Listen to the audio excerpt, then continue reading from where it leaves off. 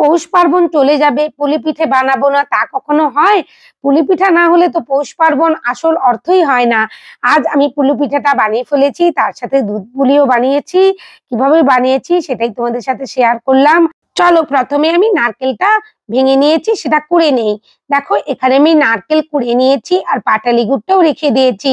এখানে দেখো কড়াইতে আমি জল গরম বসিয়ে দিয়েছি, আর এখানে একটা বাটির মধ্যে আমি জল গরমটা ঢেলে নিলাম। আর মায়ের পাঠানো সেই চাল গুঁড়ি দিয়েই আমি আজ এই পুলি পিঠেগুলো বানাবো। এখানে কিন্তু লবণ দিতে ভুলো না, লবণটা আমি দেখো দিয়ে দিয়েছি। পরিমাণ মতন চাল দেখি তোমরা লবণটা দিও। আর এখানে গরম জল দিয়ে পুরো কিন্তু চালটা মাখতে হবে, কখনোই ঠান্ডা জল ইউজ করতে যেও না। গরম জল দিয়ে যদি মাখো দেখবে কত নরম হয়। আর তোমরা যদি গরম জল না দিয়ে ঠান্ডা জল দিয়ে মাখো তখন দেখবে ফেটে যাবে, শক্ত হবে, অনেক রকমের প্রবলেম আসবে। তাই আমি সবসময় কিন্তু গরম জল দিয়েই এই পিঠে পুলির যে চাল গুঁড়ি সেটা মাখতে থাকি। আমার মাকেও দেখেছিলাম এভাবেই মাখতে, তো এভাবেই আমি মাখি। দেখো খুব ভালো করে আমি তোমাদের সাথে মেখে দেখাচ্ছি, শেয়ার করে নিচ্ছি। এটা ভালো করে কিন্তু একটু ঠান্ডা হওয়ার পরেই কিন্তু হাত দিয়ে মাখতে হবে। গরম অবস্থাতে কখনোই কিন্তু গরম জলের মধ্যে হাত দিতে যেও না, তাহলে হাতটায় ব্যথা লাগবে নিজেরই। দেখো ধীরে ধীরে এখানে আমি সমস্ত চাল গুঁড়িটাই মাখিয়ে নিচ্ছিলাম।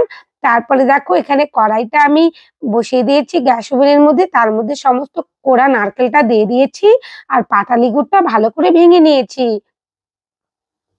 পাটালি গুড়গুলো ছোট ছোট করে ভাঙলে আরো ভালো হতো। আমার একটু ওই জন্য সময় লেগেছে, আমার একটু বড় বড় রয়ে গেছে। তোমরা একটু ছোট করে ভেঙে নিও শিলনোড়ার মধ্যে। পাটালি গুড়টা আমি ভেঙে নিয়ে খুব ভালো করে দেখো নারকেলের সাথে মিশিয়ে দেব। এইভাবে লো টু মিডিয়াম আঁচে যদি 20 মিনিট রাখা যায় আর অনবরত নাড়তে থাকা যায়, দেখা যাবে নারকেলের সাথে এই পাটালি গুড়টা খুব সুন্দরভাবে ধীরে ধীরে মিশে যাচ্ছে। আর আমার পার্সোনালি এখানে আদার ফ্লেভারটা খুব ভালো লাগে এই পুলি পিঠার মধ্যে। তাই আমি পুরের সাথে একটু আদাও আমি থেতো করে নিয়েছিলাম শিলনোড়ার মধ্যে, সেই আদা থেতো করাটাও দিয়ে দিয়েছি। তোমরা এখানে এলাচের গুঁড়ো ইউজ করতে পারো, যার যেমন ফ্লেভার পছন্দ সে সেইভাবে রকম দিয়ে দেবে। দেখো এই পর্যায়ে এসে আমার কত সুন্দরভাবে রেডি হয়ে গেছে পুরটা। পুরটা কিন্তু বেশি শক্ত শক্ত করতে যেও না, তাহলে কিন্তু পিঠের মধ্যে দেওয়ার পর যখন বাইট করবে তখন কিন্তু ভালো লাগবে না, একটা রসালো ভাব থাকলে খেতে ভালো লাগে। দেখো আমি ঠান্ডা করে নেওয়ার জন্য একটা প্লেটের মধ্যে ঢেলে নিয়েছি। এরপর দেখো আমি ভালো করে মাখিয়ে নিয়েছিলাম যে চালের ডোটা, সেটাই দেখো গোল গোল করে নিচ্ছি ছোট ছোট করে। কত ভালোভাবে দেখো গোলটা করে নিচ্ছি, আমার কিন্তু একটুও ফেটে যাচ্ছে না গোল করার সময়। তোমাদের অনেকেরই প্রবলেম হয় গোল করার সময় ফেটে যাওয়ার, সেটা হয়তো চালগুড়ির কোয়ালিটিটা ভালো হতে পারে না। আমরা অনেক সময় দোকান থেকে, আমি নিজেও পার্সোনালি দোকান থেকে কিনে এনে দেখেছিলাম যে বারবার ফেটে যাচ্ছিল। কিন্তু এইভাবে যদি গরম জল দিয়ে একটু ভালো চাল গুঁড়ি নেওয়া যায় তো খুব সুন্দরভাবে এরকম পুলি পিঠেগুলো বানানো যায়। আমার মায়ের বাড়ির চাল গুঁড়োগুলো খুব সুন্দর, কিন্তু আমার যে দোকান থেকে হাজবেন্ড কিনে নিয়ে আসে চাল গুঁড়ি খুব একটা ভালো হয় না, এইভাবেই ফেটে যেতে থাকে। কিন্তু এই চাল গুঁড়িটাই দেখো কত সুন্দরভাবে রেডি হয়ে যাচ্ছে, একটুও ফেটে যাচ্ছে না। আমি তোমাদের সাথে আরো 3টে শেয়ার করে নেব। তোমরা এইভাবে কত সুন্দর করে গোল করে একটু অংশ মুড়ে নিলাম, এরপর সাইডের অংশ থেকে দেখো নিয়ে চলে এলাম। কত সহজেই পুলি পিঠেগুলো বানানো যায়, আমি কোনো রকমের নকশা টকশা করছি না, এখানে একেবারে প্লেন করে নিচ্ছি। খুব ভালো করে দেখো অনেকগুলো আমি পুলি পিঠা বানিয়ে নেব, তারপরে কিন্তু এখানে আমি পুলি পিঠেগুলো সেদ্ধ করে নেব। আমি আজকে তোমাদের সাথে সেদ্ধ পুলি পিঠা আর দুধ পুলি এই দুটো রেসিপি শেয়ার করছি। দেখো আবারও আমি গোল করে নিয়েছি। খুব ভালো করে দেখো এখানে পুর ভরে নিচ্ছি। পুরটা কিন্তু একটু ভালো করেই দিতে হবে। আমরা কি করতাম জানো তো, ছোটবেলায় যখন পিঠে বানাতাম পুর কম দিতাম, সেই পিঠেগুলো কেউ খেতে চাইতো না, আমাদেরকেই খেতে হতো। আমি আমার দিদি যারাই এরকম কম পুর দিয়ে বানাতাম তাকেই সেই পিঠেগুলো খেতে হতো। আমি সেজন্য সেই ভুল থেকে আর কিন্তু ভুল করি না, কারণ বেশি পুর দিলে বেশি খেতে ভালো লাগবে। দেখো আমি একটু মজা করেও তোমাদের সাথে ছোটবেলার কথাগুলো শেয়ার করে নিচ্ছি। এরপর দেখো এখানে আবার পুর দিয়ে দিয়েছি গোল করে। আবারও দেখো আমি মুড়ে নিচ্ছি কত সুন্দরভাবে। এইভাবে কিন্তু একটু ভালো করে চেপে চেপে মুড়ে নিও, নাহলে সেদ্ধ করার সময় কিন্তু খুলে যেতে পারে। খুব ভালো করে এবার সামনের অংশে নিয়ে চলে এলাম, আর সাইড থেকে দেখো কিভাবে একটু সরু মতন ছোচলো মতন করে নিলাম, যাতে পিঠের শেপটা দেখতে ভালো লাগে।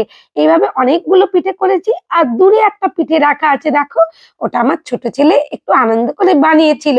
আর ওর আবদার ছিল ওখানেই যেন পিঠেটা থাকে। তো মোহর তার পিঠেটা রাখতে চেয়েছিল, আমিও সেটা রেখে দিয়েছি। আজ দেখো মোমো স্টিমারের মধ্যেই আমি আজকে এই পিঠেগুলো খুব ভালো করে কুক করে নেব আর স্টিম করে নেব। আমি কেকের জিনিস কিনতে গিয়ে এই মোমো স্ট্যান্ডটা দেখেছিলাম, আর তখনই আমি মোমো বানাবো বলে কিনে এনেছিলাম। মোমো হয়তো ২-৩ বার বানানো হয়েছে, কিন্তু এই পিঠেটার জন্য আমার খুব কাজে লেগেছে। নাহলে কিন্তু আমাকে নতুন গামছা, হাঁড়ির মুখে বাটি বসিয়ে এভাবেই পুরোনো দিনের মতন করতে হতো, যেভাবে মা আর জেঠিমারা করতো। এখানে দেখো আমি সমস্ত পিঠেগুলো দিয়ে দিয়েছি, এরপর চাপা দিয়ে ২৫ মিনিটের জন্য আমি এখানে স্টিম করে নিয়েছি। ২৫ মিনিট পর দেখো কত সুন্দরভাবে আমার পিঠেগুলো রেডি হয়ে গেছে। আমি এরপর কলা পাতার মধ্যে ঢেলে নেব। খুব ভালো করে, খুব গরম, খুব আলতো হাতে কিন্তু আমি ঢালছি, খুবই গরম লাগছিল। আর দেখো কত ধোঁয়া উঠছে, কত সুন্দর খেতে হয়। আর মাকে দেখেছিলাম এরকম ভাবে মা জল ছড়িয়ে দিত পিঠেগুলো সেদ্ধ হওয়ার পরে, যাতে একটার সাথে একটা না লেগে যায়। মা বলতো চিটিয়ে যাবে, সেই জন্যই কিন্তু জলটা ছড়িয়ে দিতে হয়। আর দেখো আমি এখানে দুধ পুলির জন্য যে পুলিগুলো রেডি করেছিলাম, সেগুলো কিন্তু আলতোভাবে ৫ মিনিটের জন্য সেদ্ধ করে নেব। বেশি সেদ্ধ করব না, কেবলমাত্র ৫ মিনিটের জন্য স্টিম করে নেব। এখানে আমি ১ প্যাকেট দুধ ইউজ করছি, তোমরা এখানে ২ প্যাকেটও দুধ ইউজ করতে পারো। আর এখানে ৪ টেবিল স্পুন দেখো আমি গুঁড়ো দুধ নিয়ে নিয়েছি। গুঁড়ো দুধটার মধ্যে গরম দুধ মিশিয়ে ভালো করে গুলিয়ে নেব, আর এই দুধটার সাথে মিশিয়ে দেব। খুব একটু গাঢ় ভাব থাকবে, একটু মাখনের মতন লাগবে, খেতে খুব সুন্দর হবে। রাবড়ি গুলো যেমন খেতে হয় সেই রকমই হবে। আর দেখো ধীরে ধীরে এখানে আমি তেজপাতা আর লবঙ্গ গুঁড়ো করে নিয়েছিলাম, সেটাই আমি দিয়ে দিয়েছি, যাতে ফ্লেভারটা খুব সুন্দর আসে। আর তোমরা যেমন ফ্লেভার চাইবে তেমন দিতে পারো, কোনো অসুবিধে নেই। এরপরে দেখো ৫ মিনিট সিদ্ধ করে রাখা আমার যে পিঠেগুলো, পুলিগুলো, সেগুলোই দিয়ে দিচ্ছি দুধের মধ্যে।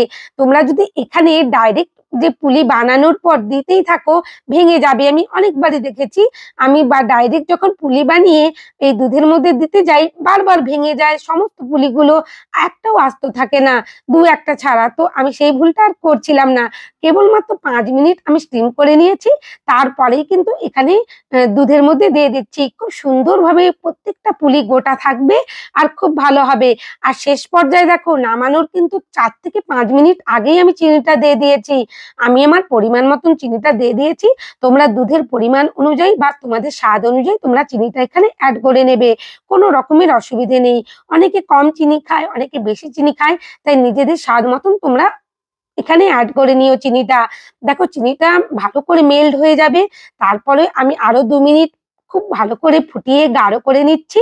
আর নামানোর আগে কিন্তু ১ চিমটে লবণ দিতে হবে। এখানে ফ্লেমটা বন্ধ করার পর ২ মিনিট আমি অপেক্ষা করব। তারপরেই কিন্তু আমি এখানে ১ চিমটে লবণ দিয়ে দিয়েছিলাম। লবণ দিয়ে চারিদিকে মাখিয়ে নিয়েছি। গরম অবস্থাতে কখনোই কিন্তু লবণ দিতে যেও না, তাহলে কিন্তু এখানে পায়েসটা কেটে যাবে। খুব ভালো করে দেখো একটু ঠান্ডা হয়ে যাওয়ার পরেই আমি কিন্তু বোলের মধ্যে ঢেলে নিয়েছি। এখনো ধোঁয়া উঠছে। অসাধারণ খেতে হয়েছিল। এরপর তোমাদের কাছে দেখো আমি সার্ভ করেও দেখিয়ে দিচ্ছি। আগের দিনের যে মাটির থালাটা আমি রেখে দিয়েছিলাম ফ্রিজের মধ্যে যত্ন করে, কলা পাতাটা আরেকবার ধুয়ে নিয়েছি। এরপর দেখো কত সুন্দর করে আমি সাজিয়ে দিচ্ছি। এইভাবে পিঠে বানালে অসাধারণ খেতে হয়। তোমরাও নিশ্চয়ই এই পৌষ পার্বণে বানিয়ে ফেলেছো আজকে। আর কে কে বানিয়েছো কমেন্ট সেকশনে কমেন্ট করো কিন্তু।